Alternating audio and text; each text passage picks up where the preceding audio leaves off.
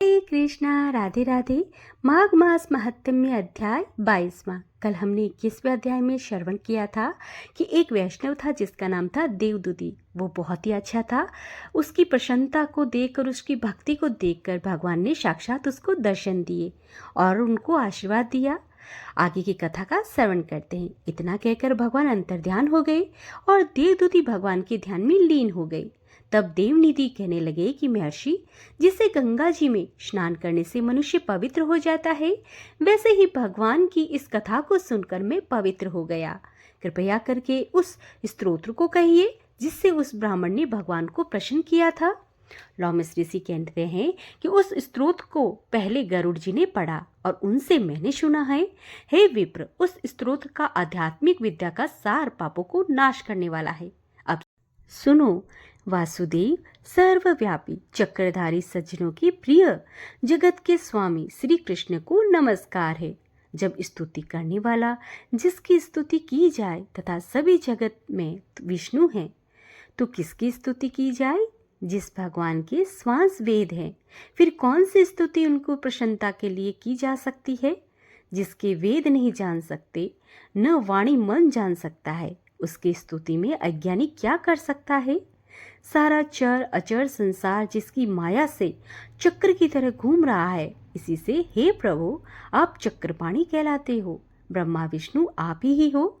सारे संसार को उत्पन्न करने वाले ब्रह्मा को भी आप उत्पन्न करने वाले हो। जब जीव शरीर को धारण करता है तब उसको ज्ञान उत्पन्न होता है। तब तुम सब सुखों के दाता हो, इसमें कोई संदेह नहीं है। आपसे संपूर्ण सुखों के देने वाली बुद्धि उत्पन्न होती है। आप ही 5 कर्मेंद्रियां, पंच महाभूत तथा मन के विविध भाव हो। ब्रह्मा विष्णु रुद्र की कल्पना से आप संसार की कल्पना इसी प्रकार से करते हो जिसे पिता पुत्र की। कवियों में जो रूप शोभा देता है, उन निर्गुण विष्णु भगवान को नमस्कार करता हूँ, जिसमें ज्ञान रखने से श्रुतियों में कहे गए कर्मों को लोग करते हैं।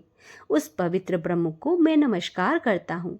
मैं उस सत रूप हरि को, जिसको योगी लोग सब प्राणियों में आत्म रूप में देखते हैं, उपासना करते हैं, उसको अद्वैत कहते हुए गाते हैं और यज्ञ करते हैं, उस माधव भगवान को मैं नमस्कार करता हूँ। मनुष्यों को माया तथा मोह में पैदा हुआ विचित्र आभास, अहंकार तथा ममता को जानकर खो देते हैं, उन भगवान को मैं नमस्कार करता हूँ।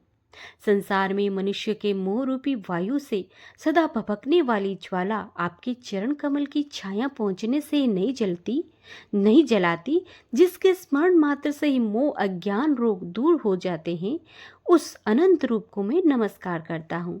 जिसके मिल जाने पर और किसी दूसरे की इच्छा नहीं रहती, जिसको जानकर अद्वैतवादी आत्मा को सम्मान देखते हैं। यदि विष्णु शब्द का अर्थ और उसके विषय का ज्ञान एक ही होता है, तो इस सत्य से हे माधव, इस संसार की माया में फंसकर तेरा ही ध्यान में रत रहता है। यदि वेदांत दर्शन में भगवान सारे संसार में व्याप्त हैं, तो इसी सत्य से भगवान में मेरी निर्वध्य भक्ति हो। जो बीज नहीं है तो भी बिना बीज के स्वयं विद्यमान है। जो वह विष्णु भगवान ज्ञान रूपी रंग से हमारे बीज के टुकड़े टुकड़े को, जो सृष्टि स्थिति तथा लय के लिए ब्रह्मा विष्णु महेश 3 रूप धारण करते हैं और कार्य में सत रज और तम इन 3 गुणों में भी विद्यमान है, वह भगवान मुझ पर दया करे। जो देवताओं की प्रार्थना पर अवतार धारण करते हैं, वह भगवान मुझ पर प्रसन्न हो। जो प्राणियों के हृदय रूपी मंदिर में निर्मल देव वास करते हैं, वह भगवान मुझ पर प्रसन्न हो। जो अविद्यापूर्ण संसार का त्याग करता है, जगन्मयी आप हो। आपका बनाया हुआ विश्व आनंद करता है, आपके त्याग करने पर अपवित्र हो जाता है। उसका साथ करने पर भी तुम बिना साथ के बने रहते हो। विकार रहित जिनके चावार्क पंचभूत योग से पैदा हुआ चैतन्य मानते हुए उपासना करते हैं, जैन लोग आपको शरीर का प्रमाण मानते हैं और संख्यावादी आपको प्रकृति से पर पुरुष मानकर ध्यान करते हैं। जन्म इत्यादि से रहित चैतन्य रूप सदा आनंद स्वरूप उपनिषद जिसकी महिमा गाते हैं, आकाश आदि पंच महाभूत देह मन बुद्धि इंद्रियां सब कुछ तुम ही हो। तुमसे अलग और कुछ नहीं है। तुम ही सब प्राणियों के उत्पन्न करने वाले हो और मुझको शरण देने वाले हो। तुम ही अग्नि रवि इंद्र होम मंत्र क्रिया तथा फल सब तुम ही हो। कर्म के फल देने वाले बैंकुट में तुम्हारे सिवाय और कोई नहीं है। मैं तुम्हारी ही शरण में हूँ। सब प्राणियों के हेतु तथा उनके शरण देने वाले तुम ही हो। जैसे युवा पुरुष की युवती में और युवती की युवा में प्रीति होती है, वैसी मेरी प्रीति तुम में है। जो पापी भी आपको प्रणाम करता है उसको यमदूत ऐसे नहीं देखते जैसे उल्लू सूर्य को। प्रत्येक पाप मनुष्य को उस समय तक ही दुख देते हैं जब तक वह आपके चरण कमलों का सहारा नहीं लेता। जिसको गुण जाति तथा धर्म के स्पर्श नहीं कर सकते हैं तथा गतियां भी स्पर्श नहीं करती, जो इंद्रियों के वशीभूत नहीं है, जिनके बड़े बड़े मुनि लोग साक्षात नहीं कर सकते, उन भगवान को मैं नमस्कार करता हूँ। जिनके ज्ञान रूपी सुंदर गुण हैं, जिन्होंने सुख स्वरूप मोक्ष लक्ष्मी का आलिंगन किया है, जिन्होंने आत्म स्वरूप सुख भोगा है और जिन्होंने ध्यान रूप से मृत्यु को वश में कर लिया, ऐसे मुनियों से सेवित भगवान को नमस्कार है। जो जन्मादि से अलग है, जिनको काम क्रोध आदि दोष दुख नहीं देते, उन वासुदेव भगवान को मैं नमस्कार करता हूँ।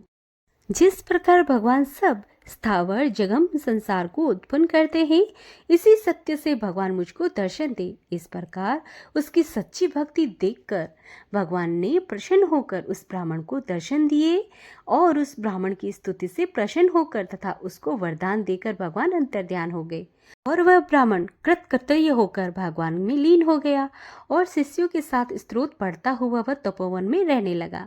जो कोई स्तोत्र को पढ़ता है अथवा सुनता है, उसकी बुद्धि पाप में नहीं लगती और न ही बुरा फल देखता है। इसके कीर्तन से मनुष्य की बुद्धि मन तथा इंद्रियां स्वस्थ रहती है। जो भक्ति पूर्वक जिसके अर्थ को विचार कर इसका जप करता है, वह वैष्णव पद को प्राप्त होता है। उसके सदैव पढ़ने से मनवांछित कार्य सिद्ध हो जाते हैं। मनुष्य सुपुत्र पाता है तथा धन पराक्रम और चिरायु प्राप्त करता है। इसके पाठ से बुद्धि धन यश कीर्ति ज्ञान तथा धर्म बढ़ते हैं। दुष्ट ग्रहों की शांति होती है। यह व्याधियों व अनिष्टों से दूर करता है, दुर्गति से तारता है। इसके पढ़ने से सिंह व्याघ्र चोर भूत देव पिशाच और राक्षस का भय नहीं रहता। जो भगवान का पूजन करके इस स्तोत्र को पढ़ता है, वह पापों से ऐसे ही अलग रहता है जैसे जल पंख से कमल। जो गति गंगा आदि के स्नान से मिलती है, जो इस स्तोत्र को 1 काल 2 काल या 3 काल पढ़ता है, वह अक्षय फल प्राप्त करता है। जो मनुष्य प्रातः काल इस स्तोत्र का पाठ करता है, वह इस लोक तथा परलोक में अक्षय सुख पाता है। वेद धुति का बनाया हुआ यह स्तोत्र भगवान को अत्यंत ही प्रिय है और भगवान के दर्शन कराने वाला है। योग सागर नाम का यह स्तोत्र परम पवित्र है। जो कोई भक्ति पूर्वक इसको पढ़ता है और वह विष्णु लोक को चला जाता है। अब पिशाच के मोक्ष की कथा कहते हैं। तो भक्तों, यहाँ पर 22वें अध्याय का समापन होता है। कल हम श्रवण करेंगे 23वां अध्याय, जिसमें पिशाच को मोक्ष किस प्रकार के मिला, वो उसका हम वर्णन सुनेंगे। श्री कृष्ण गोविंदे हरे मुरारी, हे नाथी नारायण वासुदेवा। श्री कृष्ण गोविंदे हरे मुरारी, हे नाथी नारायण वासुदेवा।